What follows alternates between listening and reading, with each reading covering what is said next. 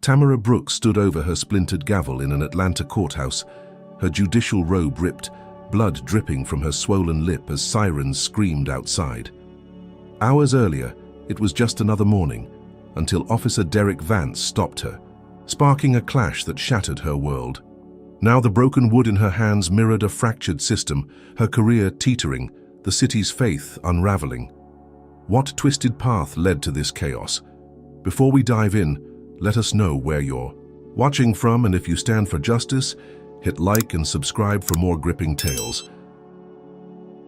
Tamara Brooks pulled her sleek black sedan into the crowded parking lot of the Fulton County Courthouse in Atlanta, the morning sun already blazing down at 85 degrees Fahrenheit, a sticky haze clinging to the asphalt.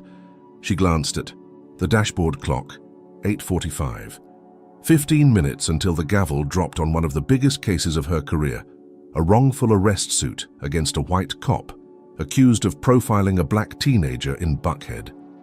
At 42, Tamara had clawed her way up from a shotgun house in Savannah to become a judge renowned for dismantling systemic bias, her sharp mind and sharper tongue cutting through the old boys club like a blade through silk. Today's case wasn't just another notch on her record. It was a chance to strike at the heart of a rotting justice system, to prove that no badge could shield prejudice. She adjusted her rearview mirror, smoothing a stray curl from her tight bun, her deep brown eyes narrowing with focus. Time to move. She stepped out, her navy pumps sinking slightly into the softened tar, her tailored robe slung over one arm, her courthouse badge glinting on its lanyard against her crisp white blouse. The air smelled of exhaust and magnolia blossoms, a strange mix that always marked her mornings here. She locked the car with a chirp and started across the lot toward the employee entrance, a squat metal door tucked beside the looming brick facade, her heels clicking a steady rhythm against the pavement. Halfway there, a shadow fell across her path. She looked up, and her stomach tightened. A white cop, maybe 6 feet tall, broad as a linebacker, stood blocking the entrance. His arms crossed over a chest puffed out beneath a straining uniform. His name tag read Vance D., Officer Derek Vance. His pale blue eyes locked onto her, hard and unblinking, like a hawk sizing up prey. A smirk tugged at the corner of his mouth, barely hidden beneath a patchy blonde mustache. Tamara slowed but didn't stop, her chin lifting as she closed the gap. She'd seen that look before, growing up in Georgia, walking past men who thought her skin made her less. She wasn't fazed, not yet. "Morning, officer," she said, her voice cool, professional, as she reached for her badge, holding it up so the sunlight caught her name and title, Judge Tamara Brooks. "I'm due in court. Step aside." Vance didn't budge. His smirk widened, showing teeth.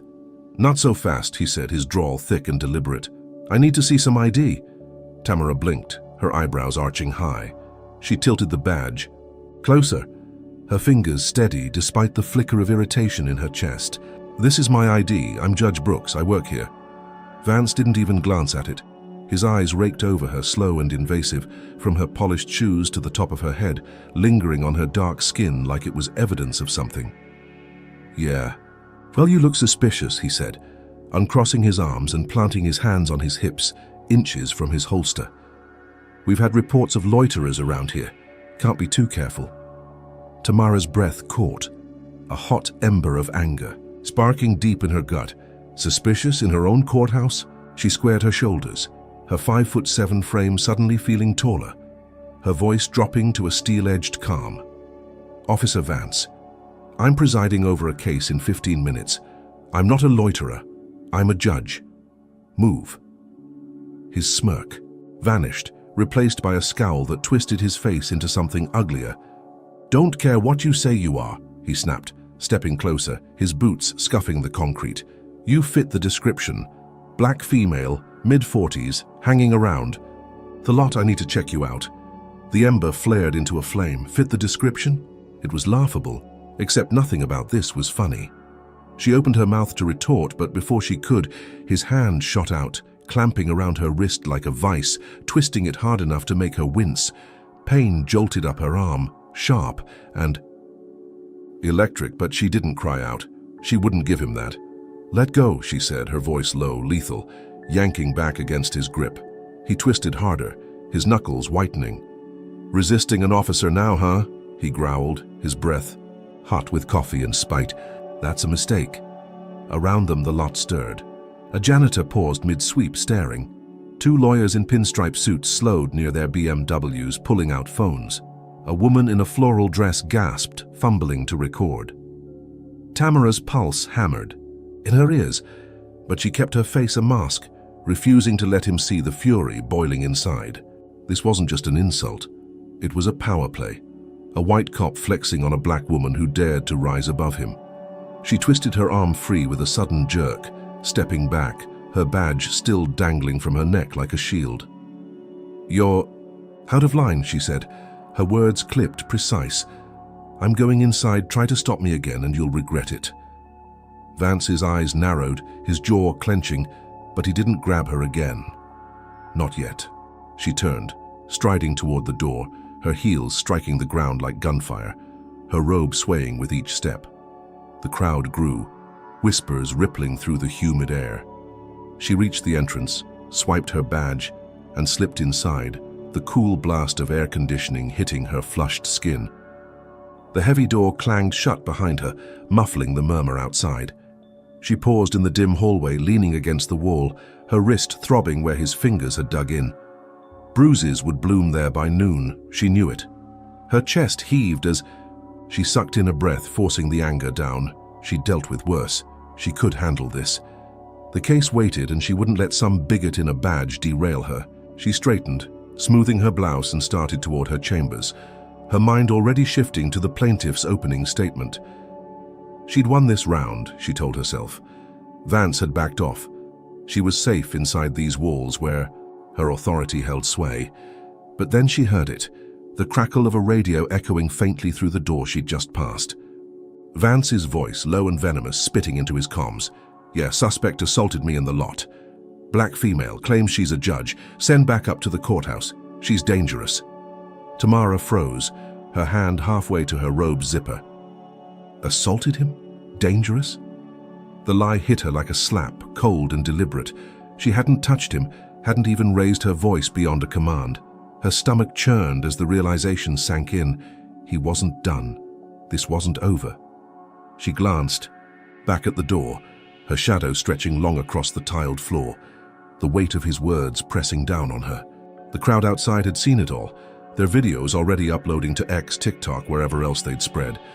She'd walked away thinking she'd escaped his grip, but Vance had just tightened it in a way she hadn't seen coming. Her phone buzzed in her pocket, a text from her clerk, Maya. "Judge, you okay? People are posting about a cop hassling you." Tamara's fingers hovered over the screen, her mind racing. She could respond, explain, but what good would it do? Vance had flipped the script, painted her as the aggressor, and now backup was on the way. She shoved the phone back, her jaw tightening. She had 10 minutes to get to the bench, to take control of her courtroom before his lie took control of her life. She moved faster, her heels echoing in the empty hall, the bruise on her wrist pulsing with every step. She'd faced racism before, in law school, in chambers, on the street. But this was different. This was personal, public, and premeditated. Vance wasn't just a rogue cop. He was a spark, and she could feel the fire catching already. She reached her chambers, grabbed her robe and slipped it on, the black fabric settling over her like armor. She'd deal with him later. For now, she had a case to win. But as she stepped toward the courtroom, a distant siren wailed, growing, louder, closer, and she knew the real fight was just beginning. Tamara Brooks swept into Courtroom C of the Fulton County Courthouse, her black robe billowing behind her like a storm cloud rolling over Atlanta's skyline. The faint ache in her wrist, a nagging reminder of Officer Derek Vance's grip just minutes ago. The clock above the bench read 8:58, 2 minutes shy of the trial's start, and the room buzzed with anticipation. Wooden pews creaked under the weight of spectators, a mix of reporters in wrinkled blazers, community activists clutching notepads, and a handful of suits from the DA's office, all here for the wrongful arrest case that had the city on edge. Tamara climbed the 3 steps to her perch, her navy pumps silent on the carpeted platform, and settled into the high-backed chair. her bruised wrist hidden beneath the sleeve of her robe as she arranged her files. The case was personal. A 17-year-old black kid, Malik Turner, dragged from a Buckhead bus stop by a white cop who claimed he looked like a dealer. No drugs, no weapon, just a backpack and a kid waiting for his ride. Tamara had seen this story too many times, echoes of her own youth in Savannah flickering in her mind, and today she'd make sure justice wasn't just a word carved into the courthouse stone. She nodded to her bailiff, a wiry man named Clarence with a graying mustache who bellowed, "All rise," his voice cutting through the hum like a blade. The room stood, a rustle of fabric and shifting feet, as Tamara lifted her gavel, its polished oak cool against her palm. "Be seated," she said, her tone steady, authoritative, though her pulse still raced from the parking lot clash. She'd shoved Vance's sneer to the back of her mind, locking it away to focus on Malik's fight. The plaintiff's attorney, a young woman named Priya Patel with a fire in her eyes, stepped forward, her opening statement crisp and cutting. "This case isn't just about Malik Turner," she began, her voice rising over the faint scratch of pencils on paper. "It's about a system that sees a black teenager waiting for a bus and assumes guilt without proof."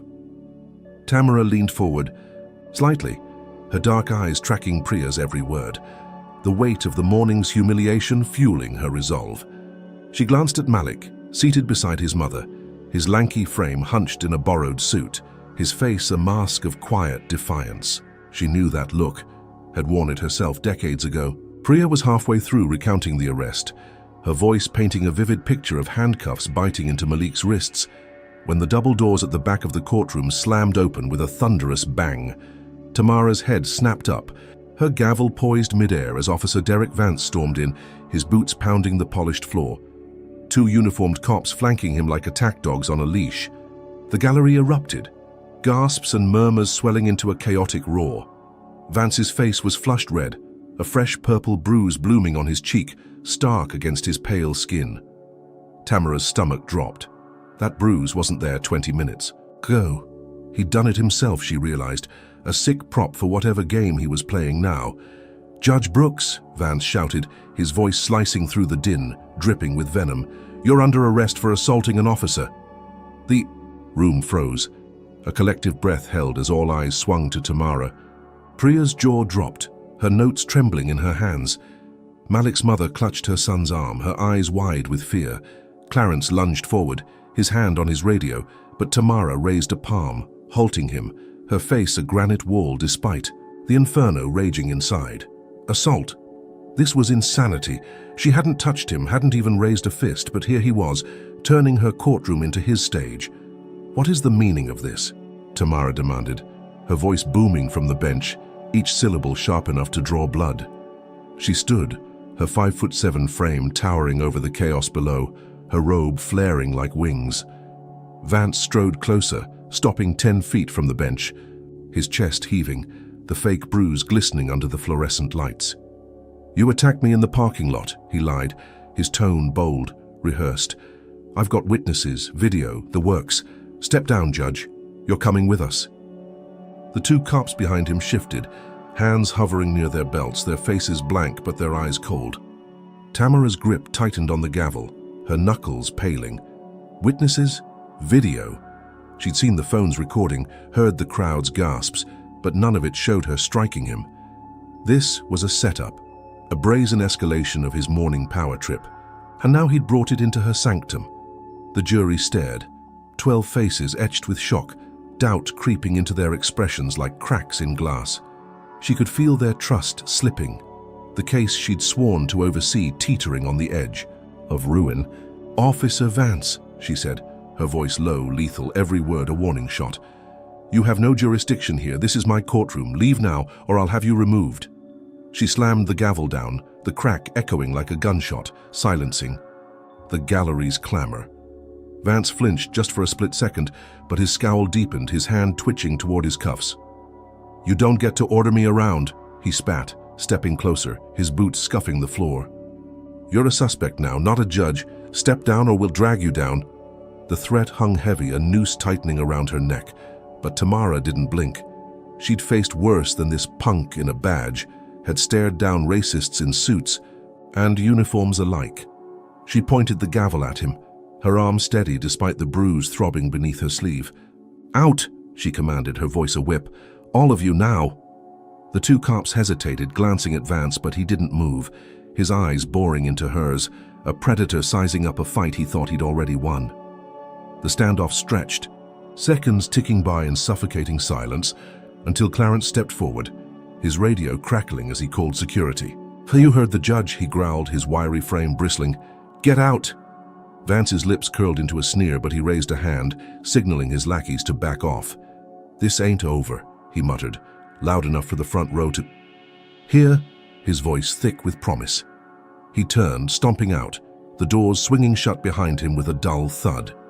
The room exhaled, a shaky release of tension, as Tamara lowered her gavel, her hand trembling slightly now that no one could see. She sat, smoothing her robe, forcing her breath to steady.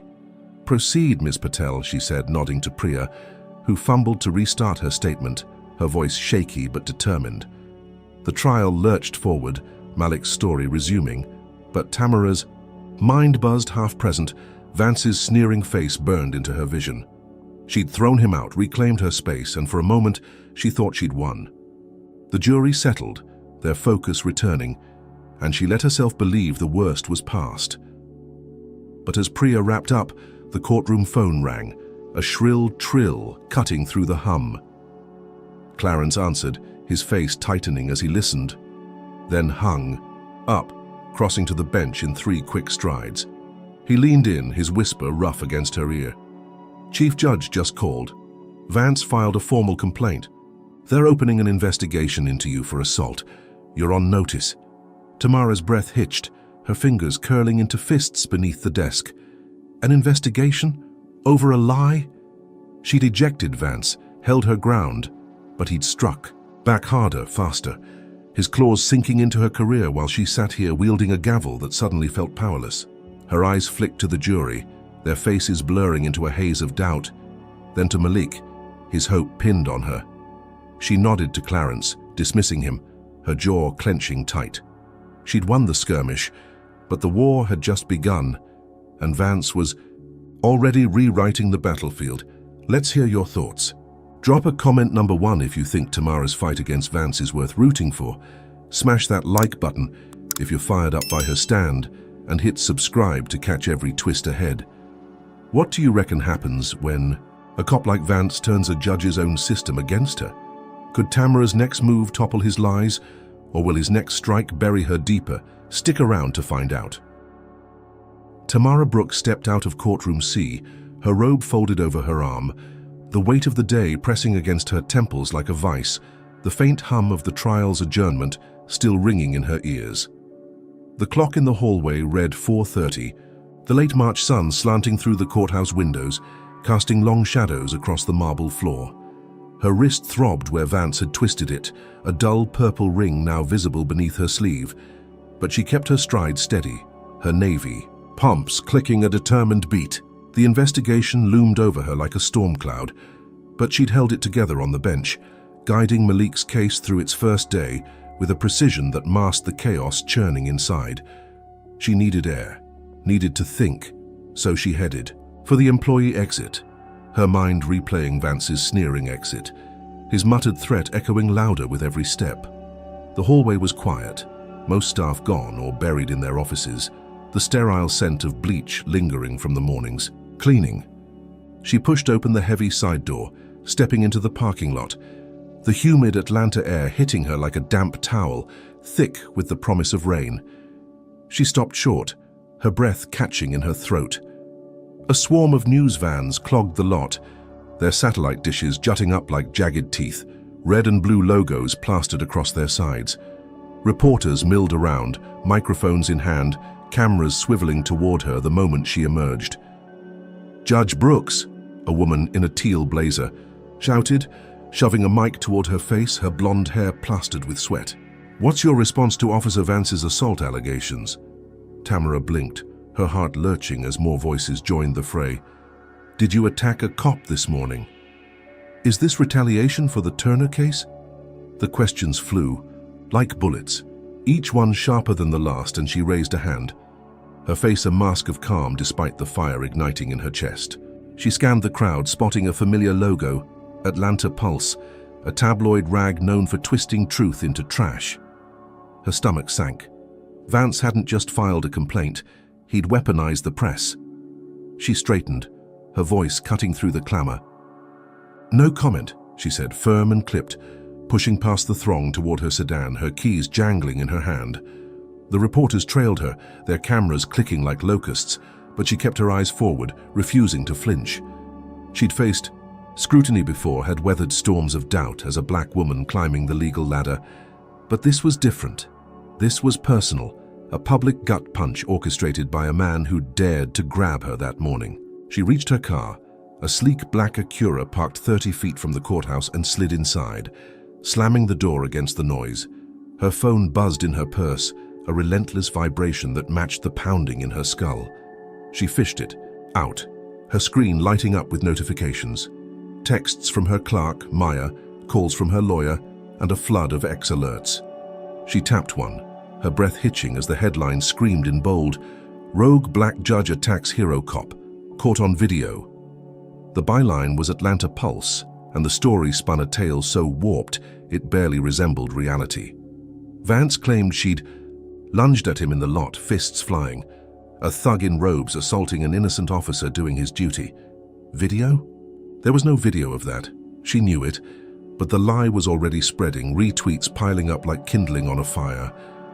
Tamara's fingers tightened around the phone, her nails digging into her palm. Death threats flooded the replies. Hang. Her in that robe. Typical ghetto trash with power. Someone teach her a lesson. Her chest burned, a mix of rage and nausea swirling as she scrolled, the venom seeping through the screen. She'd expected pushback, had braced for Vance's complaint, but this was a lynching in digital ink, and he'd lit the match. She tossed the phone onto the passenger seat, starting the engine, the hum of faint comfort against the storm outside. She needed to fight back, needed to set the record straight before this swallowed her whole. She pulled out of the lot, weaving, through the vans, and drove 2 miles to a quiet coffee shop on Peachtree Street, a hole-in-the-wall spot where she could think.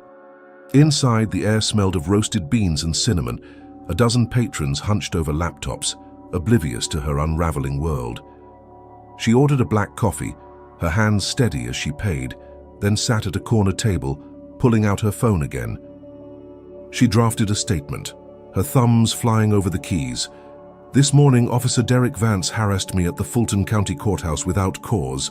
I did not assault him. His claims are false, and I will prove it." She hit send, posting it to X, her 3,000 followers, a small but loyal army. Within minutes, replies rolled in, some venomous but others supportive. "We believe you, Judge." "Vance is a liar." She sipped her coffee, the bitter heat grounding her as the tide seemed to shift, a sliver of public favor tilting back her way. She exhaled, leaning back in the rickety chair, her shoulders loosening for the first time all day. Maybe she could weather this. Maybe the truth still had teeth. She finished her drink, gathered her things, and headed back to her car. The sky, now bruising purple with dusk, the air heavy with the scent of coming rain. She'd call her lawyer, prep a defense, and bury Vance's lies by morning. She unlocked her Acura, slid inside, and turned the key, the engine purring to life. Then it happened. A deafening roar split the air, a blast of heat and light exploding. From beneath her hood, as the car rocked violently, glass shattering inward like a hailstorm, Tamara threw her arms up, shards slicing her forearms, her ears ringing as the world tilted. Flames licked up from the engine, orange tongues curling. Against the windshield, the acrid stench of gasoline flooding her nose. She fumbled for the door, her hands slick with sweat and blood, and stumbled out, collapsing onto the pavement 10 feet away as the fire roared higher. Her heart slammed against her ribs, her breath coming in jagged gasps as she stared at her car, now a blazing wreck, the coffee shop's patrons spilling out, phones raised, filming the inferno. She crawled backward, her robe abandoned inside, her mind racing. A bomb? No, not a bomb, she realized, spotting a broken bottle amid the wreckage, its neck glinting in the firelight. A Molotov cocktail. Someone had torched her car here, in broad daylight. She staggered to her feet, her legs shaking, blood trickling down her arms as the crowd grew, their gasps and shouts a dull roar behind the ringing in her ears. She scanned the lot, her eyes locking on a scrap of paper fluttering near the curb, caught in a puddle of spilled fuel. She stumbled over, snatching it up, her fingers trembling as she unfolded it. Scrawled in black marker, the words hit her like a fist. "Stay in your place." Her breath stopped, the threat sinking into her bones, colder than the flames were hot. This wasn't random. This was Vance, or his allies, striking back harder than she'd imagined, turning her press statement into a match that lit this fire. She'd thought she'd regained control, had felt the public's support like a lifeline, but now her car burned, her safety shattered, and that note promised more. Sirens wailed in the distance, growing louder, but she didn't move, her eyes fixed on the blaze, the heat searing her skin even from 20 feet away. A man in a barista apron rushed over, his face pale. "Ma'am, are you okay? I called the cops." Tamara nodded numbly, her voice lost somewhere in the smoke. Okay? She was alive, but okay was a million miles away. She clutched the note, her blood smearing the ink, her mind spinning. She'd pushed back, spoken out, and this was the answer. Not just words, not just threats, but violence, raw and real.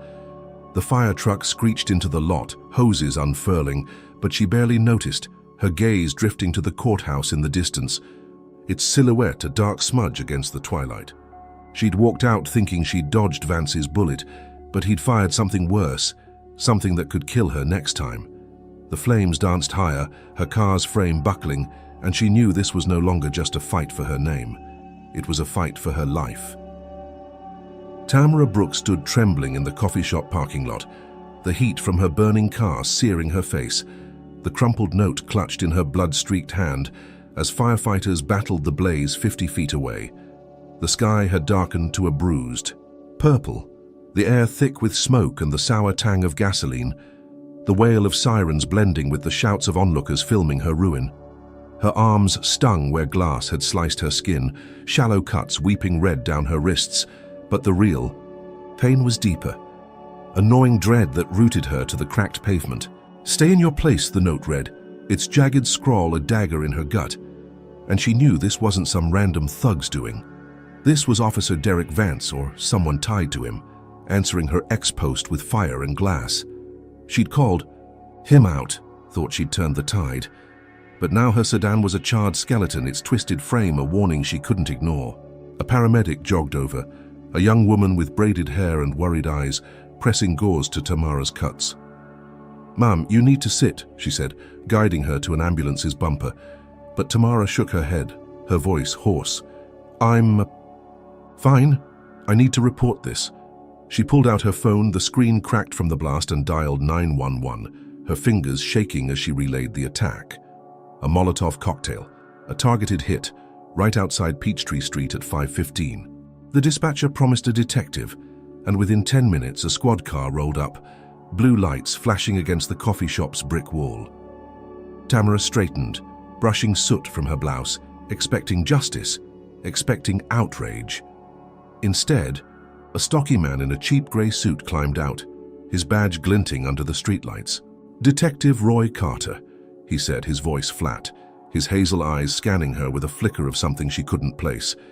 She explained it all. Vance's stop, his lies, the media storm, and now this. She handed over the note, its ink smudged but legible, her blood staining the edges. Carter took it with gloved hands, his lips pursing as he read, but his expression stayed cold, unreadable.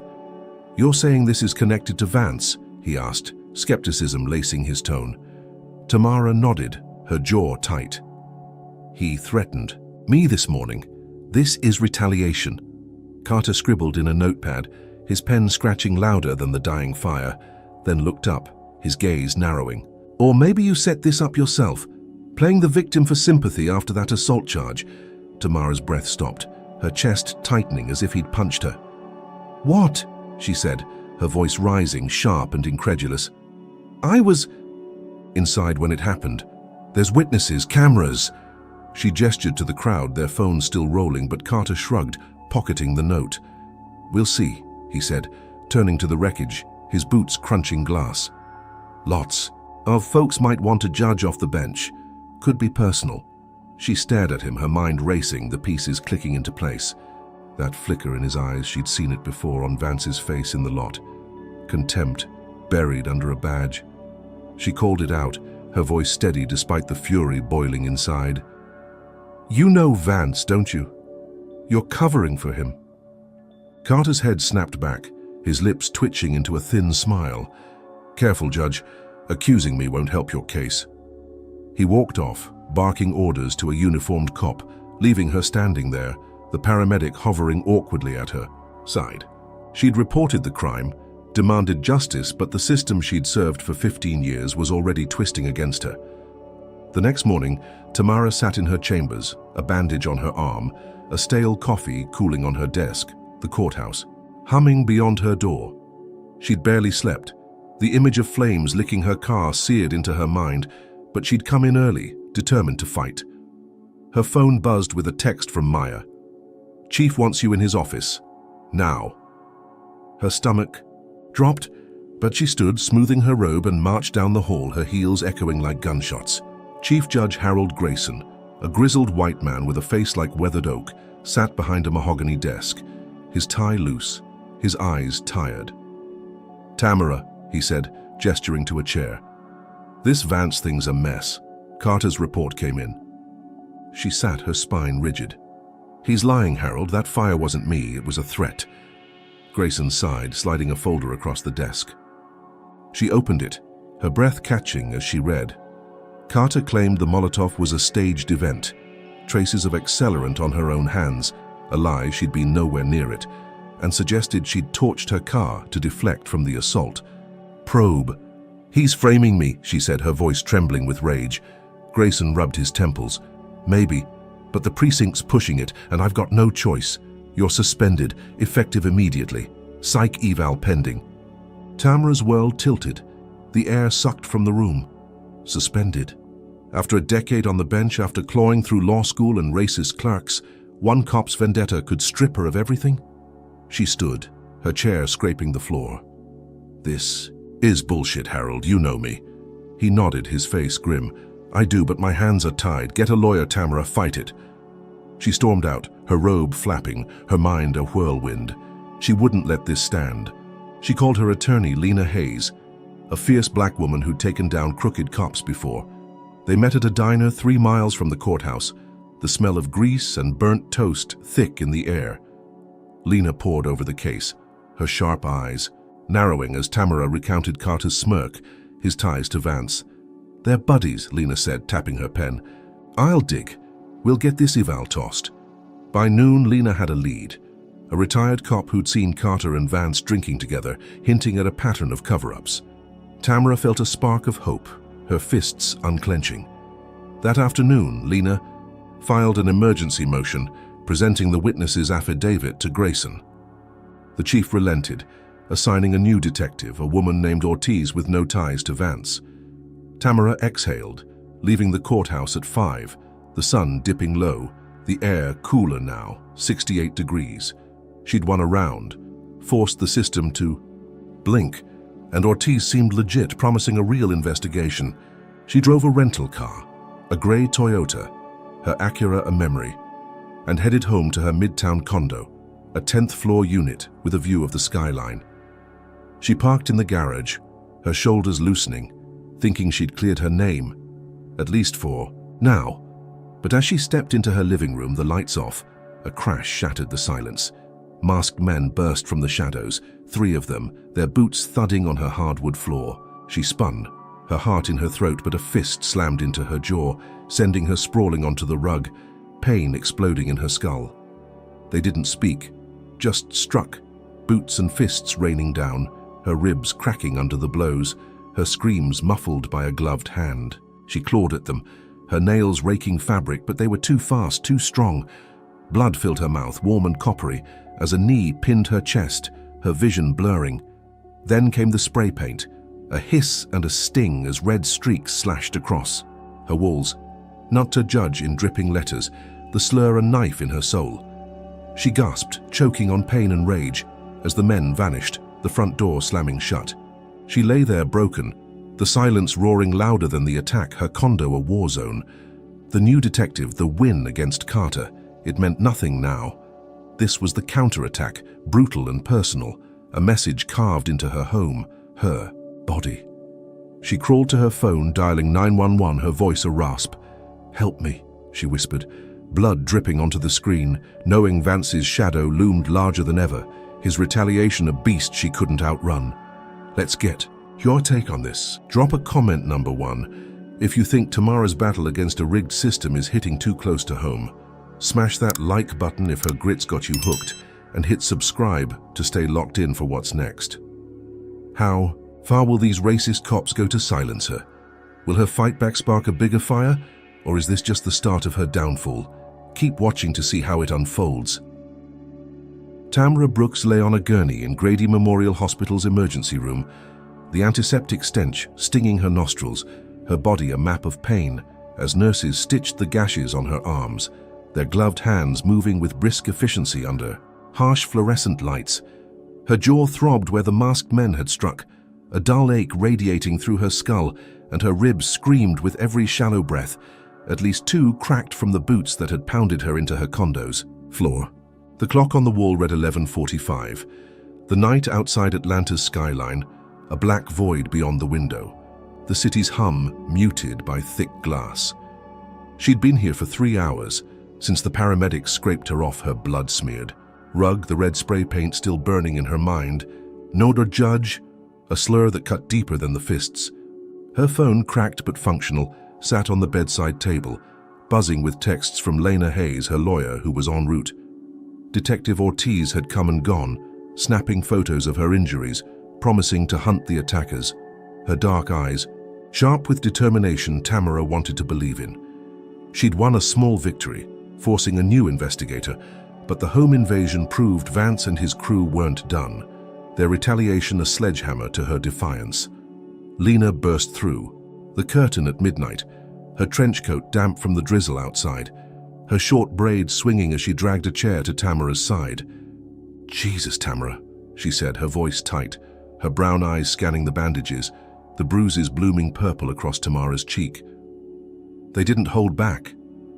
Tamara winced, shifting against the stiff pillow, her voice a rasp. "They wanted me broken, Lena.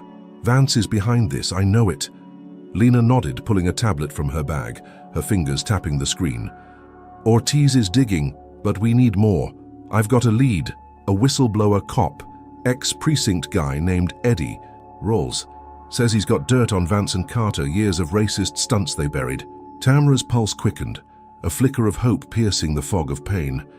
"Can he testify?" Lena grinned, fierce and quick. "Already agreed. Meet set for tomorrow. We'll nail them." Tamara exhaled, her cracked lips curling into a faint smile. A witness could shift everything, could drag Vance's lies into the light. She closed her eyes, letting the morphine dull the edges, dreaming of standing tall again. By noon the next day, Tamara was discharged, her ribs taped, her arm in a sling, her face a swollen mess of purple and blue. She moved slow, her body protesting, every step. But she refused a wheelchair, hobbling out in a borrowed sweatshirt and jeans, her robe and dignity left in the ashes of her condo. Lena drove her to the courthouse, the grey Toyota weaving through midday traffic, the air thick with 72-degree humidity. Public outcry had erupted overnight, ex-posts and news clips screaming about the attack, activists marching outside the precinct with signs, "Justice for Judge Brooks." Grayson had no choice. He reinstated her, the psych eval scrapped, her suspension lifted. She walked into her chambers at 2, the familiar scent of polished wood and old paper a balm to her battered spirit. She sank into her chair, her gavel back in her hand, its weight a promise. Malik's trial resumed at 3, Priya tearing into the defense with renewed fire. The jury's eyes locked on Tamara, her bruises a silent testimony. She felt it then, a surge of victory, fragile but real. She'd survived, reclaimed her bench, and Rawls could bury Vance for good. But the tide turned at 5 as the courtroom emptied, the day's testimony done. Lena called, her voice tense through the speakerphone. "Tamara, check your email now." Tamara opened her laptop, her bandaged fingers clumsy, and froze as she read the subject. Judge Brooks' bribery scandal. The Atlanta Pulse had struck. Again, a fresh article claiming she'd taken $50,000 to rig cases, complete with bank records showing deposits to an account in her name. She clicked the link, her stomach plummeting as she scrolled. Dates, amounts, even a photo of her smiling at a fundraiser captioned, "Corrupt judge caught red-handed." Her breath hitched, her mind racing. She hadn't taken a dime, hadn't even seen that account. "This is fake," she said, her voice shaking as she dialed Lena back. "They planted it." Lena cursed, loud and sharp. "Carter's fingerprints are all over this. He's got access, motive, I'll fight it, but the bar's already calling. They're launching a disbarment probe." Tamara's world spun, the walls of her chambers closing in, the gavel slipping from her hand to clatter on the desk. Disbarment. After clawing back her seat, after surviving a beating, they'd hit her with this? She stood, pacing the 10-foot space, her ribs screaming, her mind a storm. The pulse piece spread like wildfire, X lighting up with hashtags, "Crooked Brooks, not lock her up." Allies who cheered her that morning vanished, their silence deafening. Her clerk, Maya, poked her head in, her young face pale. "Judge, reporters are outside. Grayson's on the line." Tamara waved her off, sinking back into her chair, her phone buzzing with a bar association summons. Immediate hearing pending evidence review.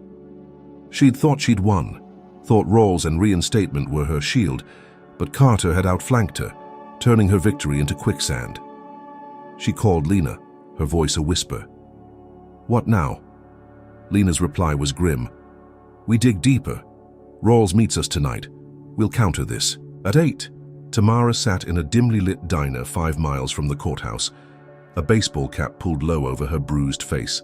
Lena across from her, Rawls beside them. He was a wiry black man, 50, with grey stubble and haunted eyes, his hands fidgeting around a coffee mug. "Vance and Carter ran a racket," he said, his voice low, rough. "Framed folks, shook down dealers, hid it all. I've got names, dates." Tamara leaned in, her pain forgotten, her hope reigniting. "Enough to clear me?" Rawls nodded. "And bury them."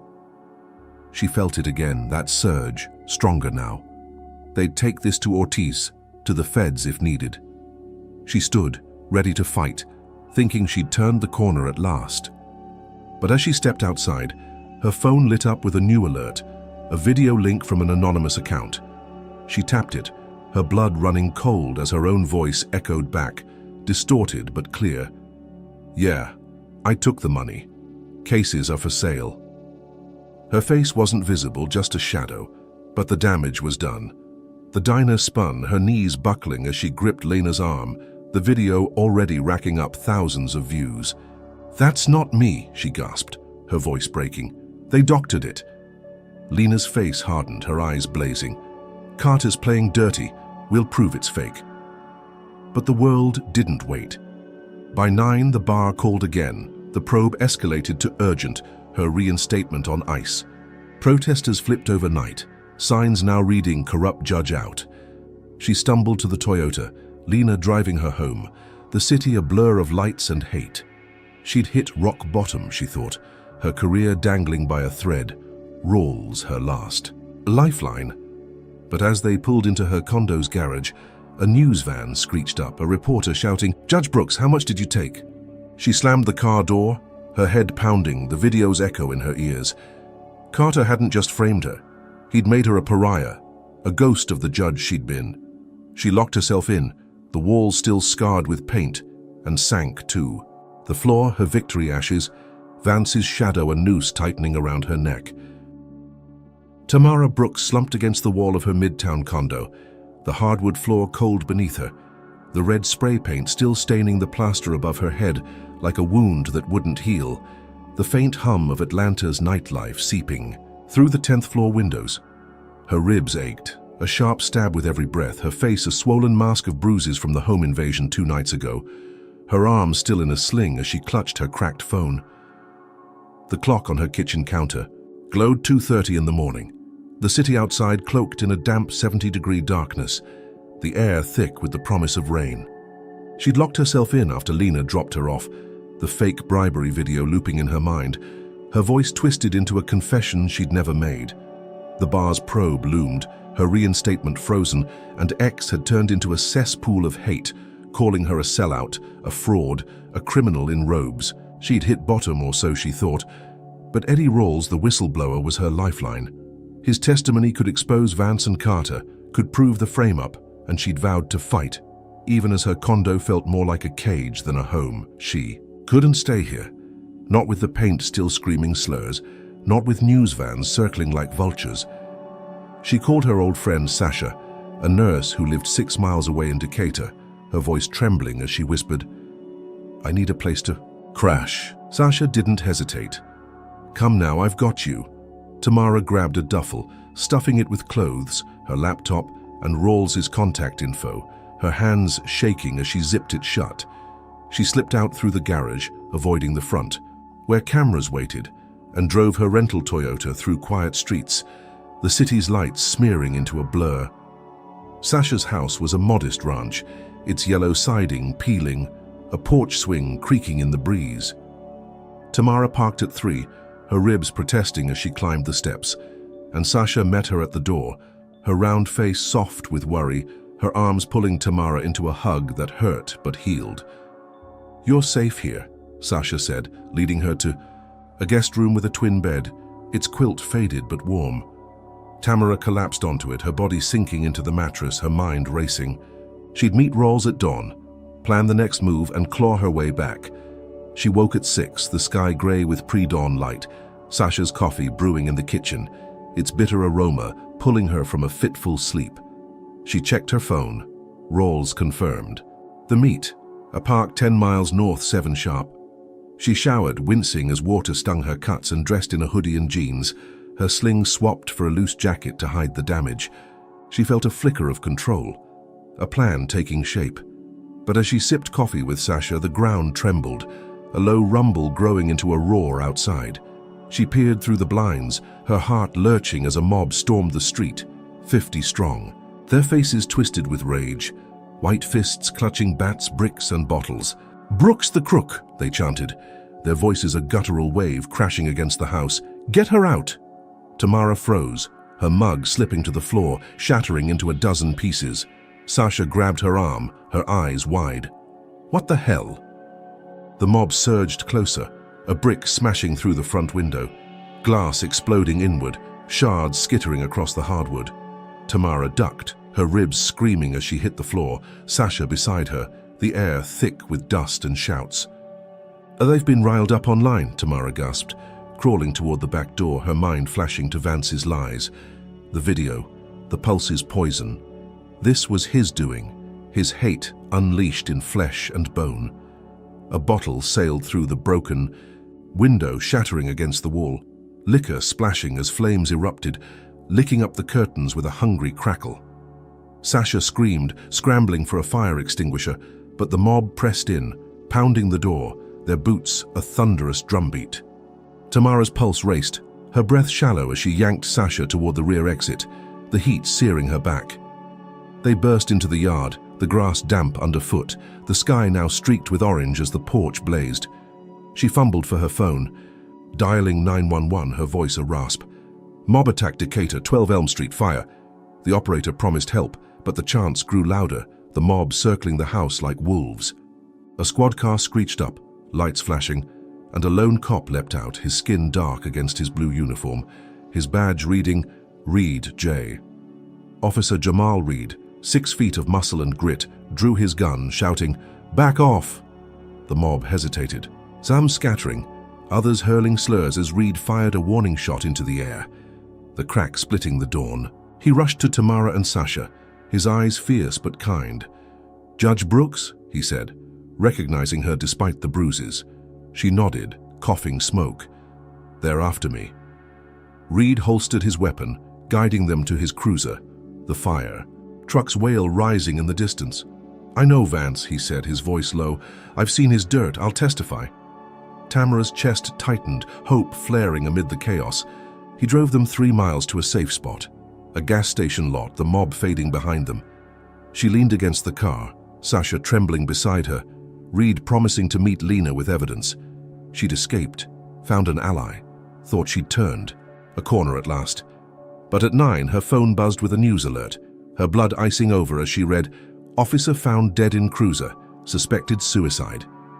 The photo showed Reed, slumped in his squad car, a gun in his lap, a note pinned to his chest. She clicked the link, her hands shaking as the story unfolded. Reed, found 2 miles from the gas station, dead at 8:30, a single shot to the head. The note read, "I can't take it anymore," but the kicker came next. Forensics found her fingerprints on the gun. Tamara's knees buckled, Sasha catching her as she sank to the pavement, the world spinning. "No," she whispered, her voice breaking. I never." She'd been with Sasha, hadn't touched a weapon, but the frame-up was airtight, Carter's handiwork screaming through the lie. Reed's death wasn't suicide, it was murder, and they'd pinned it on her. Her victory, with his testimony, flipped into a noose. Sirens wailed again, closer now, and she knew they were coming for her.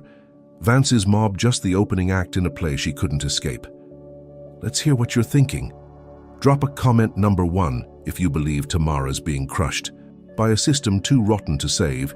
Hit that like button if Reed's death has you raging at these dirty cops, and smash subscribe to catch every brutal twist ahead.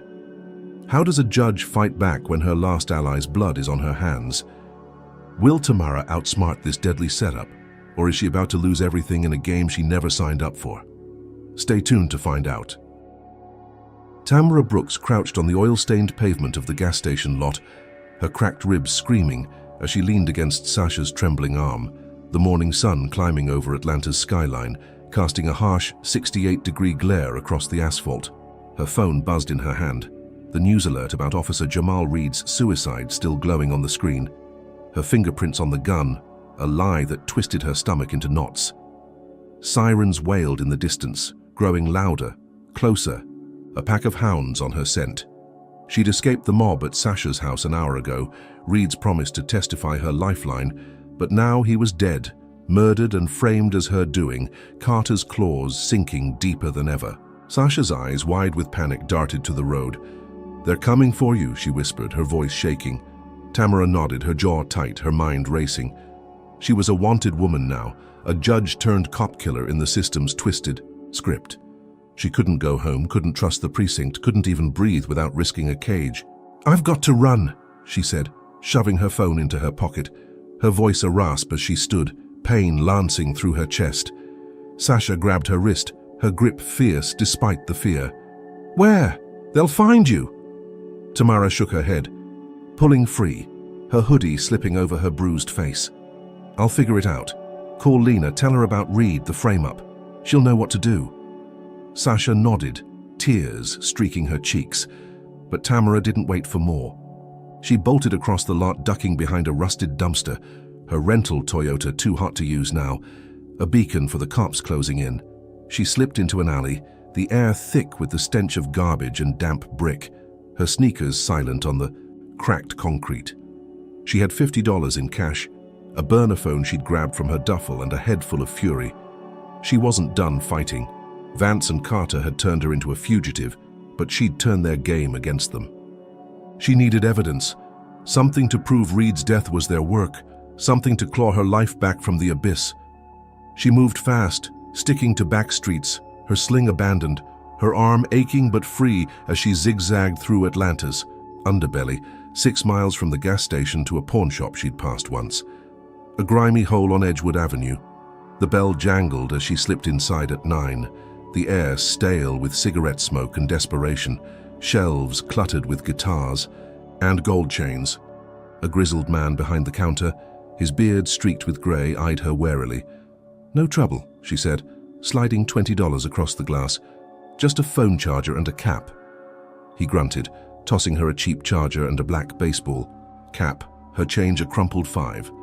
She pulled the cap low, her face a shadow, and stepped out, her burner buzzing with a text from Lena. "Rawls says Vance bragged about old brutality cases. Check his file, precinct leaks, I'm working Ortiz." Tamara's pulse quickened, a spark igniting. Vance's past could bury him, could link him to Reed. She needed a library, a computer, something off the grid. She trekked 2 miles to a public library in East Atlanta, a squat brick building with flickering lights, her hoodie soaked with sweat by 10:30, the humidity climbing to 75 degrees. She slipped inside, the cool air a relief, and claimed a corner terminal, her cap shielding her from the handful of patrons hunched over books. She hacked into X with a fake account, her fingers flying as she searched for leaks, precinct gossip, anything on Vance. An hour later, she struck gold, a whistleblower thread from 3 years back, buried but intact, detailing Vance's history of beating black suspects, planting evidence, Carter covering it up. She screenshotted it all, her breath shallow, her ribs a dull roar. This was it, proof of their pattern, a thread to unravel their lies. She emailed it to Lena from a throwaway address, her hands trembling with adrenaline. She'd expose them, clear her name, end this nightmare. At noon, she slipped out, her evidence secured, and headed for a safe house Lena had texted. A motel 12 miles south, off I-85, cash only, no questions. She took a bus, her cap low, her body pressed against the window, the city a blur of steel and glass. The motel was a dive, its neon sign buzzing vacancy, the lot littered with cigarette butts and broken bottles. She paid $30 for a room, a 10 by 10 box with stained carpet and a lumpy bed, the air heavy with mildew. She locked the door, sank onto the mattress, and plugged in her burner, the evidence upload to Lena complete. She exhaled, her shoulders loosening, thinking she'd bought time, a chance to strike back. She'd rest, plan, wait for Lena to move. But at 2, a thud rattled the door, a shadow shifting under the gap. Her heart leapt, her hand grabbing the phone as boots stomped outside, voices barking, "Police! Open up!" Carter's team had found her somehow impossibly fast. She bolted to the window, peering through the grimy blinds, spotting 3 cops in tactical gear, guns drawn, Carter at the helm, his stocky frame unmistakable, his hazel eyes glinting with triumph. "Brooks, we know you're in there," he shouted, his voice a hammer. "Come out or we come in shooting." Tamara's chest tightened, her mind spinning. How? The burner, she realized, a cheap piece she hadn't checked for trackers. They'd hacked her call to Sasha, traced her every move. She had seconds. She grabbed her duffel, flung open the bathroom window and squeezed through, dropping 8 feet to the gravel below, pain exploding in her ribs as she landed. Gunshots cracked behind her, bullets splintering the motel wall, a scream tearing from her throat as she sprinted, her legs pumping despite the agony. She darted across the lot, weaving between rusted cars, the cops shouting, their boots pounding, in pursuit. She spotted a storm drain 50 yards ahead, its grate loose, a black maw in the earth. She dove for it, wrenching the metal aside, and slid inside, the dank tunnel swallowing her as bullets pinged off the rim. She crawled through muck, her knees scraping concrete, the stench of sewage choking her lungs, her slingless arm throbbing as she dragged herself deeper. The shouts faded, the gunfire stopped, and she collapsed against the slimy wall, her breath ragged, her body a wreck. She'd escaped barely, her pulse a drumbeat in her ears, but her duffel was gone, snagged on the grate, her evidence with it. She checked her pocket. The burner was still there, cracked but alive. Lena's last text, glowing, "Got it. Working it." She'd lost the hard proof, but Lena had the files. She crawled out a mile later, emerging in a drainage ditch near a truck stop, her clothes soaked, her face smeared with grime, the sun now high, baking the city at 80 degrees. She stumbled to her feet, her cap lost, her hoodie torn, and checked the news on her burner. Her face was everywhere. "Killer Judge Flees Scene," the headline blared, a grainy motel security shot showing her running, Carter's voice claiming she'd fired at them. She hadn't even held a gun, but the lie was gospel now.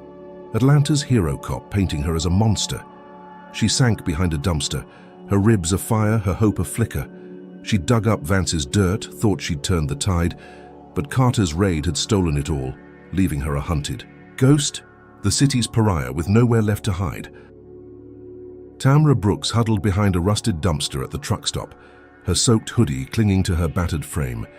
The stench of sewage and diesel thick in her nostrils as the afternoon sun baked Atlanta at 82 degrees, turning the asphalt into a shimmering mirage. Her ribs throbbed, a relentless ache from her sewer escape an hour ago, her knees raw from crawling through the drain, her cracked burner phone her only lifeline as she wiped grime from its screen. The news painted her as a cop-killing fugitive, Carter's raid at the motel a twisted triumph, her evidence lost in the duffel she'd left behind. She'd sent the files to Lena, her last hope, but now she was alone, hunted, a judge reduced to a shadow in a ditch 12 miles south of the city's heart. Her breath came in shallow gasps, her bruised face hidden beneath tangled curls, her mind racing for a next move. She couldn't trust the streets, couldn't trust the system, but she trusted Lena. She texted her lawyer from the burner. Lost. Everything. Need help where? The reply came fast. Elise has files. Meet her old warehouse, Cabbagetown, 5 p.m. Tamara's chest loosened, a flicker of relief. Elise, her former clerk, a whip-smart 28-year-old who'd worked with her for 3 years, could be her salvation. She moved at 3, limping through back alleys, her sneakers squishing with every step, the humidity plastering her clothes. To her skin as she avoided main roads, her cap gone, her face exposed but too filthy to draw stares. Cabbagetown was 4 miles away, an industrial sprawl of crumbling brick and graffiti, the warehouse a derelict shell on a dead-end street, its windows boarded, its lot overgrown with weeds. She reached it at 4:50, the sky bruising purple. With dusk, the air cooling to 75 degrees, a faint breeze rustling the tall grass. She slipped inside through a broken door, the interior dark and cavernous, smelling of rot and rust, beams creaking overhead as dust motes danced in the mine. Slivers of light. Elise waited near a stack of crates, her petite frame dwarfed by the space, her auburn hair tied back, her green eyes darting nervously. "Judge," she whispered, clutching a manila folder, her voice tight. "Lena sent me. I've got caught. Files, Carter's dirt, enough to link him to Vance." Tamara stepped closer, her ribs protesting, her hope surging. "You're sure?" Elise nodded, handing over the folder, its edges worn but heavy with promise. Transcripts, memos, sealed, cases. It's gold. Tamara flipped it open, her fingers trembling as she scanned pages. Carter's signatures on hushed-up brutality complaints, Vance's name in the margins, a web of corruption stretching back 5 years. Her breath caught, a smile tugging at her swollen lips. This could clear her, could prove Reed's murder, could end this nightmare. "You're a lifesaver, Elise," she said, tucking the folder under her arm, her voice steady for the first time in days. Elise smiled back, faint but warm. "Lena's meeting Ortiz tomorrow. We'll get you out of this." Tamara nodded, turning to leave, her mind already plotting the handoff, the counterstrike. She'd survived Carter's raid, lost her proof, but now she had it again, better, stronger. She stepped toward the door, thinking she'd flipped the script, her stride stronger despite the pain. But then she heard it, a faint beep, sharp and mechanical from the folder in her hands. She froze, her heart lurching as she tore it open, papers spilling to the floor, revealing a black tracker blinking red, its signal a silent scream. Footsteps thundered outside, boots on gravel, voices barking commands as floodlights pierced the warehouse windows, casting jagged beams across the walls. "Police, hands up!" Carter's voice boomed, his stocky silhouette filling the doorway. A SWAT team fanning out behind him, rifles raised, red dots dancing on her chest. Tamara spun, her eyes locking on Elise, who backed away, her face pale, her hands trembling. "Elise, what did you do?" Tamara hissed, her voice breaking, the folder slipping from her grasp as realization crashed in. Elise's eyes welled, her voice a whisper. "They got to me, Judge. Vance threatened my family. I had no choice." Betrayal stabbed deeper than any fist, her trust in Elise, in her own team, shattering like glass. The files were fake, a lure, and she'd walked into it, her win a trap sprung by the woman she'd mentored. Carter strode in, his hazel, eyes glinting with malice, his lips curling into a smirk. "Gotcha, Brooks, you're done." Tamara raised her hands, her ribs afire, her mind reeling as SWAT closed in. their boots crunching the scattered papers. "This is a setup," she said, her voice loud, defiant, echoing in the hollow space. "Those files, the tracker, it's all lies." Carter laughed, a harsh bark, stepping closer, his breath sour with tobacco. "Tell it to the judge. Oh, wait, that's not you anymore." A SWAT officer grabbed her, wrenching her arms behind her, pain exploding as a taser bit into her side, electricity surging through her battered frame. She collapsed, her knees slamming the concrete, her vision blurring as they cuffed her, the cold metal biting her wrists. Elise sobbed, turning away, but Tamara's glare burned through her, a silent vow of retribution. They dragged her out, the gravel scraping her shins, the floodlights blinding as cameras flashed. News crews already there shouting, "Killer Judge caught!" She woke in a cell, the air stale with sweat and bleach, her body a wreck on a steel bench, the clock on, the wall ticking past 8. Her head pounded, her ribs a cage of pain, her wrists raw from the cuffs still binding her. Carter loomed outside the bars, his grey suit rumpled, his smirk wider now, a predator savoring the kill. "Reed's murder," he said, his voice low, taunting. "Nice touch with the prince. You're going down for it, Brooks. Life, maybe. Death row. Should have stayed quiet." She glared up, her voice a rasp through swollen lips. "You won't win. This won't hold." He chuckled, tapping the bars. "It already has. You're a cop killer now. Rot here." He walked off, his boots echoing down the hall, leaving her in the dim light, the cell's chill seeping into her bones. Elise's betrayal had delivered her to Carter's hands, her gold a noose, her fight flipped into defeat. She sank. Back, the steel cold against her spine, knowing Vance watched from the shadows, his revenge a blade she couldn't dodge. Let's hear your take on this twist. Drop a comment number 1 if you think Elise's betrayal cuts deeper than Carter's fists. Smash that like button if Tamara's grit in this trap has you rooting for her, and hit subscribe to catch every gut punch coming her way. What happens when the one person you trust sells you out to the wolves? Can Tamara claw her way out of this cell, or is Carter's frame-up the end of her road? Stick around to see how this fight unfolds. Tamara Brooks sat shackled in a holding cell beneath the Fulton County Courthouse, the air dank with mildew and despair, her wrists chafed raw by steel cuffs, her body a tapestry of bruises and pain as the clock on the wall ticked past 9 in the morning. The concrete bench dug into her spine, her ribs throbbing from the SWAT takedown in the warehouse 12 hours ago, her swollen face a mask of purple and black, the taste of blood still lingering on her cracked lips. She'd been hauled in as a cop killer, Reed's murder pinned on her with fake fingerprints, Elise's betrayal a knife that twisted deeper with every breath. The cell's fluorescent buzz was her only company, the distant clatter of boots and keys a reminder of the machine grinding her down. Carter's smirk haunted her, his promise of life in a cage echoing in the silence. But she clung to a shred of fight, her mind replaying Lena's last text. "Working Ortiz. Hold on."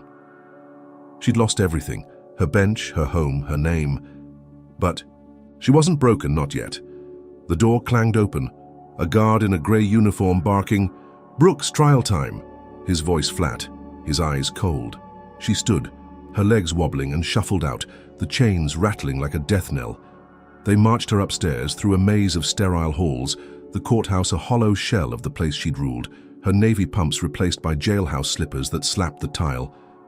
She entered courtroom B at 10, the gallery packed with reporters, their pens poised, cameras rolling, the air thick with whispers and the stale scent of coffee. She was the defendant now, her own bench a distant memory, Judge Evelyn Carver presiding, a stern white woman with silver hair and a face like carved stone. Lena stood at the defense table, her trench coat crisp, her eyes blazing as she gripped a stack of files, Tamara's last hope in a sea of lies. The prosecution, a slick DA named Paul Kendrick, smirked from his podium, his suit tailored, his blonde hair gelled to perfection. Tamara sank into her chair, the cuffs biting her wrists, her ribs afire as she faced the jury. 12 strangers, their faces a mix of curiosity and scorn, already poisoned by the killer judge headlines. Carver banged her gavel, the crack, a gunshot in Tamara's skull, and the sham trial began. Kendrick opened, his voice smooth, venomous, painting her as a monster. "Tamara Brooks, once a judge, now a murderer," he said, pacing before the jury, his hands gesturing wide. "She killed Officer Jamal Reed to silence his testimony, staged a suicide and fled justice. We have prints, witnesses, motive." He flashed a photo of Reed's body, slumped in his cruiser, the gun in his lap. Her alleged prints a damning lie. Lena leapt up, her objection sharp. "No foundation. That evidence is fabricated." Carver overruled, her voice curt. "Proceed." Tamara's stomach churned, her hands clenching in her lap, the jury's eyes boring into her like drills. Kendrick called Carter, who swaggered to the stand, his grey suit wrinkled, his hazel eyes glinting with triumph.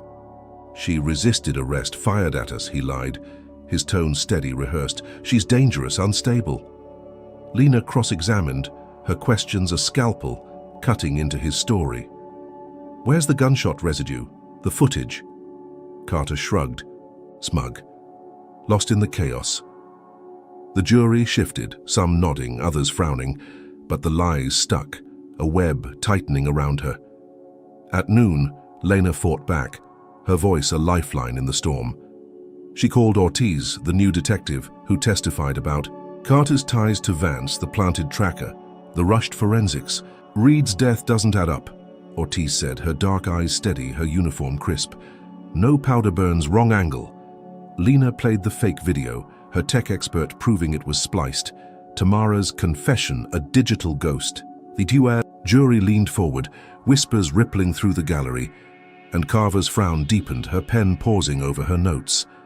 Kendrick objected, his voice rising, but Lena pressed on, her evidence piling up. Rawls's affidavit, Vance's brutality, leaks, a pattern of corruption. Tamara's chest swelled, hope flickering as the room shifted. The jury's doubt a crack in Carter's armor. At 3, Carver called a recess, her voice clipped. "We'll review." Tamara exhaled, her cuffs clinking as she leaned toward Lena. "We've got them," she whispered, her voice raw. Lena nodded, fierce. "Almost." By 4, Carver returned, her face unreadable, the courtroom silent as she spoke. "The murder charge lacks sufficient evidence," she said, her gavel poised. "Dismissed."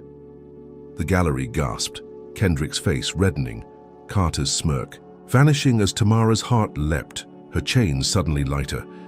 Lena grinned, squeezing her arm, and bail was set at $50,000, a sum Sasha and Lena scrambled to cover. At 5, Tamara walked free, the cuffs off, her slippers swapped. 4 sneakers, the courthouse steps a gauntlet of cameras she ignored. She breathed fresh air, the 70-degree dusk a balm. Thinking she'd clawed back ground, her name half cleared, Vance and Carter reeling. She hugged Lena outside, her ribs protesting, her voice a whisper. "Thank you," Lena nodded. "We're not done." Tamara smiled, faint but real, believing the worst was past, the system forced to bend. But at 6, chaos erupted. A roar swelled from the street, 100 voices chanting, "Lock her up!" A riot surged toward the courthouse. White faces twisted with rage, fists clutching pipes, bottles, bricks, a mirror of the mob at Sasha's house. Tamara froze, her hope shattering as they charged, their shouts a wall of hate. "Killer judge, traitor!" Lena yanked her back, but the crowd closed in, a bottle smashing at her feet, glass spraying her shins. Sirens blared, cops rushing to form a line, but the mob pushed through, a brick grazing Tamara's shoulder, pain flaring as she stumbled. News vans circled, cameras rolling, and her phone buzzed with a leaked text, forged in her name. "Time to burn this city down." The jury's doubt vanished. The gallery's gasps turned to cheers for her blood, and Carver's voice crackled over a loudspeaker. "Bail revoked." Carter emerged, his smirk back, orchestrating the riot, the frame-up, his hands clean but dripping with her ruin. Tamara's world collapsed, her win a mirage, the dismissal flipped into a trap. Cops grabbed her, their grips iron, dragging her back inside as the mob howled, their fists pounding the doors. Kendrick smirked from the steps, Carter whispering in his ear, their plan unfolding like clockwork. She was shackled again, her wrists bleeding, her ribs a furnace as they hauled her to the holding cell. Carver's voice ringing, "Terrorism charges added, life without parole." Tamara's knees buckled, her body slamming the concrete. Her breath a sob she choked back. Carter loomed outside the bars, his voice a hiss. "You'll never sit above us again." She glared up, her eyes burning through the pain, her voice a rasp. "This isn't over." He laughed, turning away, his boots echoing down the hall, leaving her in the dark, her freedom snatched. Vance's shadow a guillotine poised to fall. She'd thought she'd won, thought justice had teeth, but Carter's riot had turned her victory to ash, her life now a sentence she'd never escape. Tamara Brooks slumped against the frigid steel wall of her cell in the Fulton County Jail, the air heavy with the stench of sweat and bleach, her wrists raw from cuffs that had only just been removed, her body a wreck of bruises and cracked ribs. That pulsed with every shallow breath. The clock outside the bars read 7:30 in the evening, the dim light filtering through a slit window, painting the concrete floor in grey streaks, the temperature a clammy 65 degrees that seeped into her bones. Her jailhouse jumpsuit, a faded orange sack, hung loose on her frame, her sneakers scuffed from the riot's chaos an hour ago, her swollen face a throbbing mask of purple and black. Carter's orchestrated mob had turned her bail into a death. Sentenced the terrorism charge a noose tightened by forged texts. Her brief taste of freedom snatched away as cops dragged her back into this hole. She'd thought the trial's dismissal was a lifeline, but now she was buried deeper, life without parole looming, Vance's revenge a shadow that crushed her spirit. Her hands trembled, her mind replaying Lena's last shout as they'd pulled her away. "I'll get you out." But hope was a ghost, fading fast in this cage. The cell block echoed with shouts and clangs, inmates pacing their confines, guards barking orders down the hall, their voices a dull roar against the buzzing in her ears. 2 guards passed her cell, their grey uniforms crisp, their faces hard, one muttering, "That's the judge who killed Reed," his tone thick with contempt. Tamara's stomach twisted, the lie a blade in her gut, but she didn't flinch, her eyes fixed on the floor, her jaw clenched tight.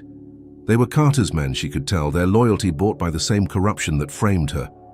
At 8, the lights dimmed, a routine shift tonight, and the guards returned, their boots deliberate, their hands gripping batons. "Brooks," the taller one growled, a lanky white man with a buzz cut and a scar across his lip. "Shower. Time." She stood, her ribs protesting, her legs unsteady. But she followed, her slippers slapping the concrete as they marched her down a narrow corridor, the air growing damp, the scent of mold thickening. The shower room was a tiled crypt, its walls slick with grime, a single flickering bulb casting jagged shadows across the floor. The guards shoved her in, the door slamming shut, their laughter echoing as they locked it from outside. "Carter says hi," the scarred one called, his voice a taunt, and Tamara's blood ran cold, her fists clenching as the truth hit.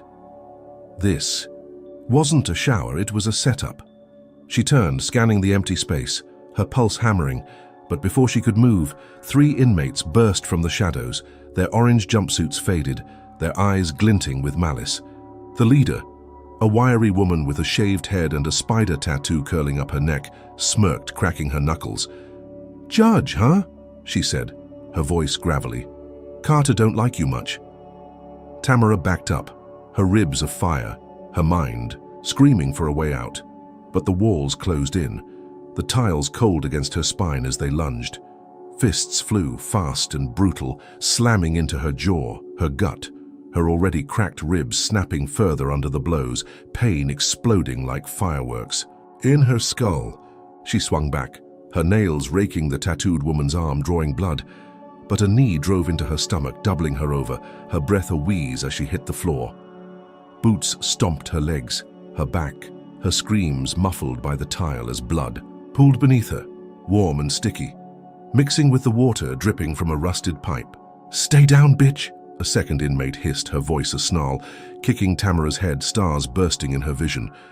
She curled up, her arms shielding her face, her body a furnace of agony, Carter's name a curse in her mind. They beat her until she stopped moving, her gasps ragged, her consciousness flickering, then left her there. The door creaking open as the guards peeked in, chuckling before vanishing down the hall.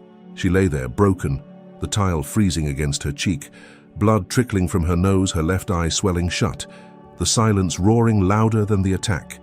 Minutes bled into hours, her body a wreck, her spirit teetering on the edge. Carter's. Victory a weight she couldn't lift. But at 10 a shadow stirred, a fourth inmate creeping in, her frame small, her hair a grey tangle, her eyes soft with something like pity. "You're Brooks," she whispered, kneeling, her voice a thread in the dark. "I saw your trial, this ain't right." Tamara groaned, her voice a rasp. "Who?" The woman pressed a burner phone into her hand, its screen cracked but glowing. "Name's Ruby, take this, fight back." Tamara clutched it, her fingers trembling, hope a faint pulse as Ruby slipped away, the door clicking shut behind her. She dragged herself upright, every move a dagger in her side, blood smearing. The tile as she propped against the wall, the phone shaking in her grip. She dialed Lena, her voice a whisper through swollen lips. "Attacked! Jail! A Carter's goons!" Lena's reply was sharp, urgent. "Record it! Now!" Tamara fumbled, her thumb hitting the video button, the lens capturing her wrecked face, the blood, the tiles, her voice breaking as she spoke. "This is Judge Tamara Brooks, beaten in Fulton County Jail, March 11, 2025, by inmates sent by Detective Roy Carter. He framed me for Reed's murder, torched my car, invaded my home. This is the truth." She sent it to Lena, her breath hitching, her body slumping as the upload ticked complete. By midnight, guards found her, dragging her to the infirmary.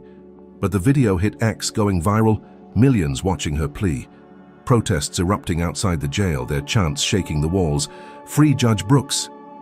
At 2, the feds swooped in, their black SUVs clogging the lot, agents in suits storming. The jail? Their voices abuzz as they demanded her file. Lena had moved fast, Ortiz backing her, the video a sledgehammer that cracked Carter's facade. Tamara was moved to protective custody by 3, a padded cell with a cot, her body bandaged, her ribs taped, the air sterile but safe. She lay there, her swollen eye cracking open, the protests a distant roar, thinking she'd won a lifeline, her plea a spark that lit Atlanta ablaze. The feds promised a probe, Carter's name whispered in cuffs, and she exhaled, her pain dulled by morphine, believing she'd turned the tide. But at 4, the lights flickered, a shadow loomed, and 2 inmates slipped in, their eyes cold, knives glinting in their fists. "Carter sends regards," one growled, lunging as Tamara rolled off the cot, the blade slashing her arm, blood spraying as she screamed, alarms blaring. They stabbed again, the steel biting her thigh, her vision fading as she fought, her plea, now a death warrant, Carter's goons striking harder, deadlier, her victory bleeding out on the floor. Tamara Brooks lay bleeding on the floor of her protective custody cell in Fulton County Jail, the sterile air now sharp with the coppery tang of her blood, her thigh gushing from the knife wound, her arm slashed open as she clutched the cot's edge, her breath a ragged wheeze through cracked ribs. The 2 inmates loomed over her, their blades dripping red, their eyes glinting with Carter's venom, the taller one's growl still echoing.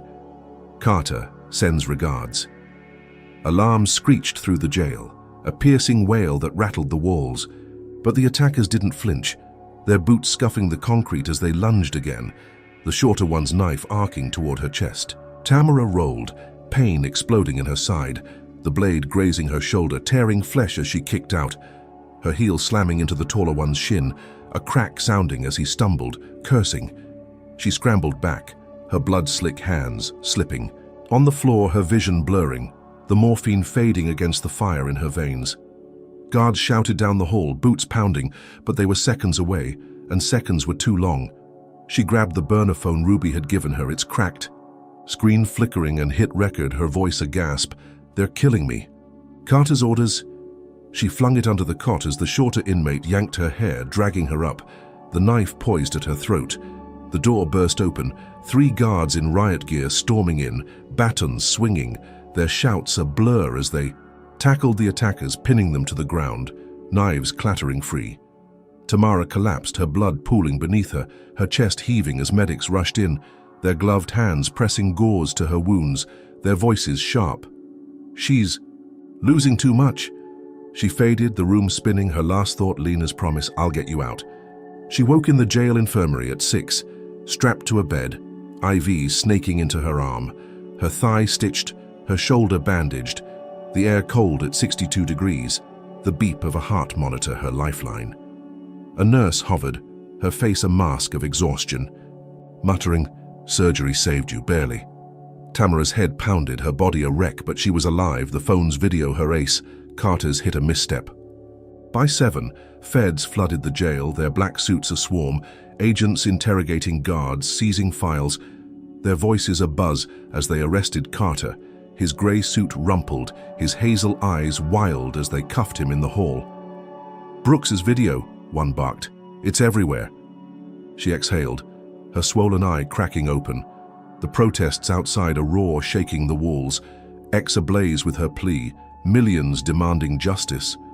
Lena burst in at 8, her trench coat dripping rain, her braids swinging as she gripped Tamara's hand, her voice fierce. "Carter's done. Feds have him on conspiracy, assault, the works. Ortiz found the knife hit was his call." Tamara nodded, her lips dry, her voice a whisper. "Reed's murder?" Lena's eyes darkened. "They're digging. Vance is still out there." Tamara sank back, the morphine dulling her pain, hope flickering as the feds moved her at 9, airlifting her from the jail's roof in a chopper, its blades slicing the 70-degree morning, the city sprawling below, a patchwork of steel and rage. They landed at Grady Memorial Hospital 10 miles away, wheeling her into a guarded wing, the air sterile, the walls white, her bed flanked by agents in Kevlar, their radios crackling. She thought she'd won.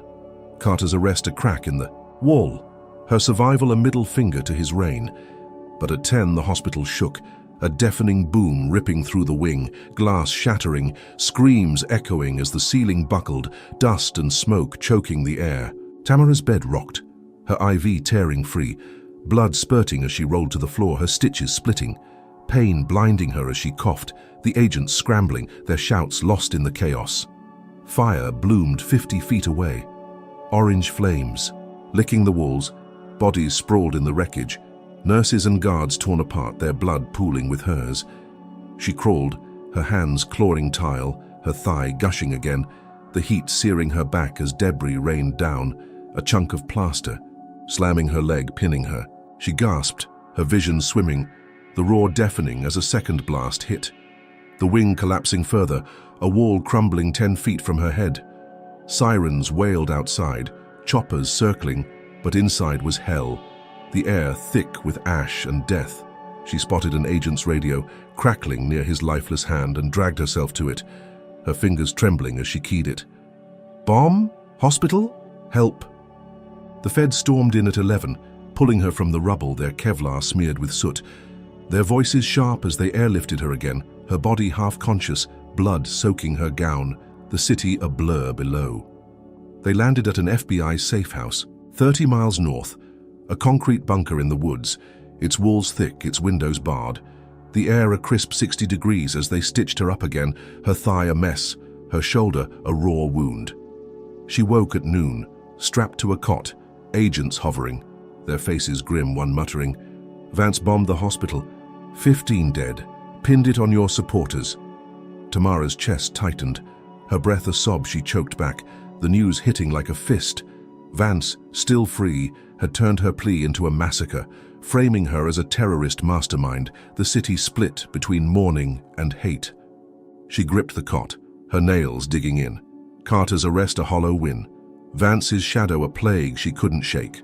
Agents briefed her at 1, their voices clipped, their suits wrinkled from the chaos.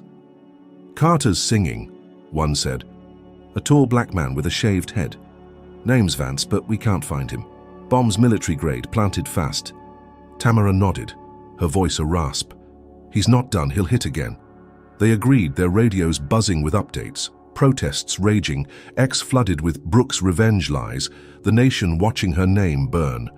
She lay back, her body a ruin, her mind racing, the safe house a fortress but no shield from Vance's wrath.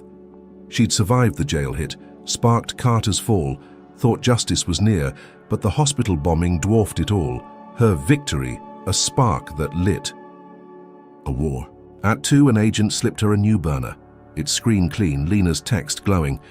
Feds closing in on Vance, stay alive. She clutched it, her bloodied hand shaking, the fight bigger now. The city a powder keg. Vance a ghost she'd have to haunt back. She stared at the ceiling, the bunker's hum her only sound, her wounds afire, her spirit fraying but unbroken. Carter was caged, but Vance roamed, his bomb a message she couldn't ignore.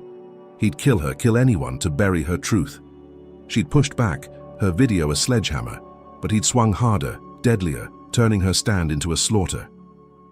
The agents guarded her, their guns ready, but she knew safety was a lie, the fight spilling beyond these walls, the nation watching a judge bleed. She closed her eyes, her breath steadying, vowing to rise again, to face Vance's next blow, her last stand a spark in the dark, the war just beginning. Tamara Brooks lay strapped to a cot in the FBI safe house, 30 miles north of Atlanta.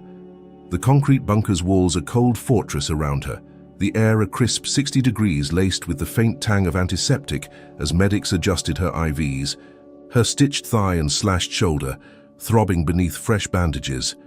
The clock on the wall read 3 in the afternoon, the forest outside a muted green through barred windows, the hum of generators her only sound beyond the crackle of agents. Radios. Her body was a wreck, ribs cracked, face swollen, blood loss leaving her weak. But her mind burned, Vance's hospital bombing a fresh wound, 15 dead.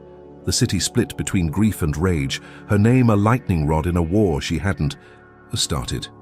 Carter was in cuffs, his arrest a crack in the dam, but Vance roamed free, his military-grade blast a taunt she couldn't answer from this bed. Agents guarded her, their Kevlar a wall of black, their faces grim as they whispered updates, protests swelling, X ablaze with lies pinning the attack on her supporters. She clutched the new burner phone, Lena's text her anchor. Feds. Closing in on Vance, he stay alive. She'd survived his jail hit, turned the tide with her video, but this was bigger, deadlier, a fight she could barely grasp. At 4, the lead agent, a tall black man named Hargrove with a shaved head and tired eyes, knelt beside her, his voice low. Carter's talking.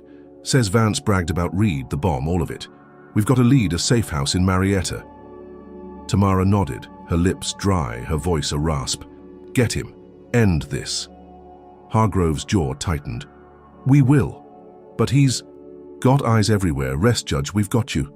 She sank back, her head pounding, the morphine dulling her edges, hope a fragile thread as the agents planned their raid. She'd sparked this, her plea a sledgehammer that broke Carter, but Vance was a ghost, his counterstrike a massacre she couldn't undo. At 5, her burner buzzed, a file from Lena popping up, an audio clip, grainy but clear, Reed's voice whispering. Vance said he'd frame her, make it stick. I've got proof. The recording cut off, a gunshot echoing, Reed's last stand captured days before his death. Tamara's chest tightened, her breath hitching as she forwarded it to Hargrove, her fingers trembling. This is it, she texted Lena. Leak it. By 6, Lena did, the audio hitting X like a thunderclap. Millions hearing Reed's words, Vance's boast, the gunshot that silenced him.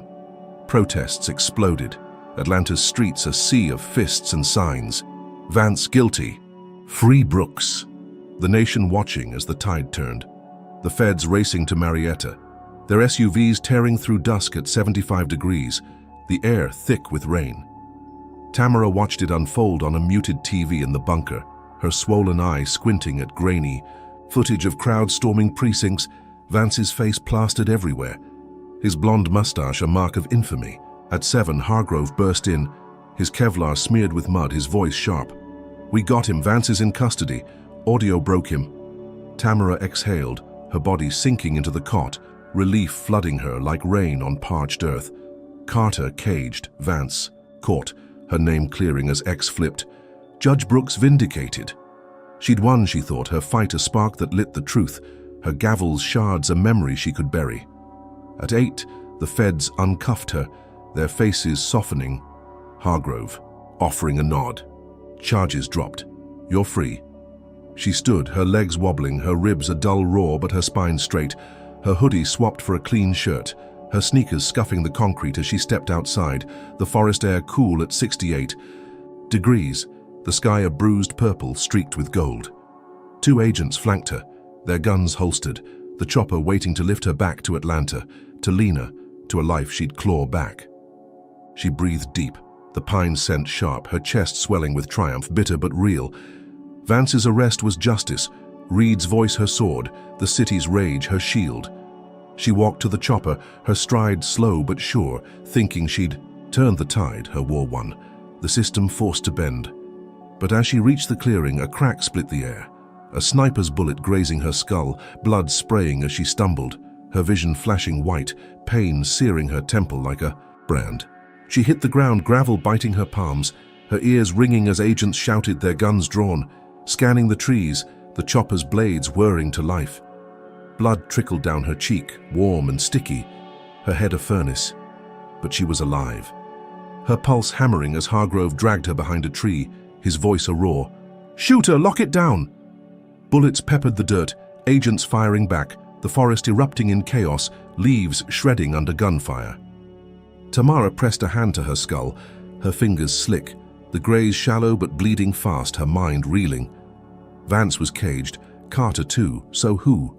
She crawled, her ribs screaming, her burner buzzing in her pocket, a text from an unknown number. "You didn't win." Her stomach dropped, her breath a sob as the pieces clicked. This wasn't Vance's last gasp. It was something new, someone else, a shadow she hadn't seen. The agents pinned the shooter's spot, a ridge 200 yards out, and stormed it, their radios crackling. But Tamara knew they'd find nothing. The sniper gone, the trap sprung. At 9, they airlifted her back to the bunker, her head bandaged, her body shaking, the agents' faces grim as they pieced it together. Hargrove knelt again, his voice tight. Carter's brother, Miles, ex-military, off-grid. He's the shooter. Vance wasn't the head, just the face. Tamara's world. Tilted, her victory ash in her mouth. Miles a ghost she'd never tracked, his bullet a vow of revenge for his kin. The feds scrambled, their net widening. But he was smoke, a killer who'd waited in the wings, her win his trigger. She sank onto the cot, her blood staining the sheets, her gavel's shards flashing in her mind, justice a mirage she'd chased into a trap. At 10, Lena called, her voice breaking through static. "Miles is hunting you, feds can't find him, stay put." Tamara nodded, mute, her eyes fixed on the barred window, the forest a void hiding her doom. She lay back, the bunker's hum a dirge, her wounds afire, her spirit fraying but alive. Vance's arrest, Carter's fall, Reed's voice. They cleared her, freed her, but Miles turned it to dust. His snipers shot a promise of war unending. The protests raged on, the nation split. Her name a battle cry and a curse, but she was hunted still. A judge who'd broken the system, only to find its fangs sharper, deeper. She gripped the burner, her bloodied hand steady, her mind vowing. To rise again, to face this new beast, her fight a spark in a storm she couldn't outrun. The chopper's whir faded, the agents' voices a murmur, and she knew the real war had begun. Miles a shadow she'd meet in the dark, her legacy bleeding. Her life a thread dangling over an abyss. This story of Tamara Brooks unveils raw truths about resilience, systemic corruption, and the cost of fighting injustice. First, it teaches that standing against prejudice demands unyielding courage. Tamara, a black judge, faced relentless attacks, harassment, bombings, beatings, yet never surrendered, showing that bravery isn't the absence of fear but the will to push through it. Her journey highlights how one voice can spark change, even when the odds stack high. Second, it exposes the depth of institutional rot. Vance and Carter, shielded by badges, twisted justice into a weapon, proving that power unchecked breeds tyranny. Their downfall, driven by Tamara's grit and Reed's sacrifice, underscores that truth can pierce lies but not without blood. Third, it reveals the fragility of victory. Each time Tamara thought she'd won, exposing Vance, surviving. Carter's hits, a new blow struck, culminating in Miles's sniper shot, a chilling reminder that justice is a battle, not a finish line. Finally, it's a call to vigilance. Systemic racism doesn't die quietly. It morphs as Miles did into new threats. Tamara's fight teaches us to question authority, amplify the silenced, and never assume the war's over. So, what's the takeaway? Resilience can topple giants, but the fight demands everything. Your voice, your pain, your hope. Tamara's story isn't just hers, it's a mirror for us all. How far would you go to stand for what's right? Drop a comment with your thoughts. Hit like if her battle inspires you. Subscribe for more gripping tales and share to spread this truth. Thanks for joining this journey. May you find strength to face your own shadows and chase justice wherever it leads.